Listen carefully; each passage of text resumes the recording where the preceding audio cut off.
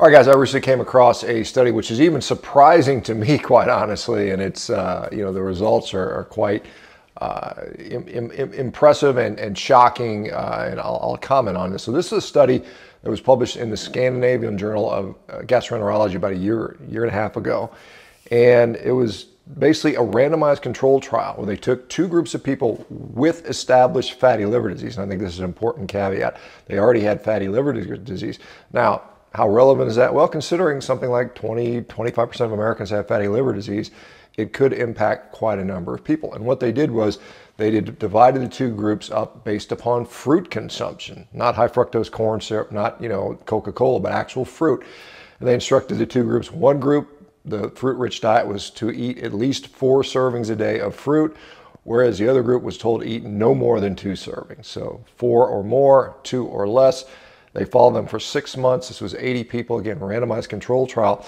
And they judged them on how much fatty liver remained, how much, they checked their weight, their waist circumference, a number of different liver enzymes. And what they found was quite remarkable. They found that the group that was eating the high fruit diet gained more weight, had a larger waist circumference, and significant, about 4 or 5 inches bigger waist, significantly more weight they gained. They had very much markedly elevated liver enzymes compared to the low fruit group. They had greater amounts of steatosis, or fat in the liver, compared to the the lower fruit group. They said after correcting for BMI and caloric intake, the results were not different. So it's interesting that perhaps people that are already diseased, that already have this fatty liver process, adding a lot more fructose into that particular scenario may be in fact problematic, as because we're all told, let's eat more fruits and vegetables, it's going to solve everything.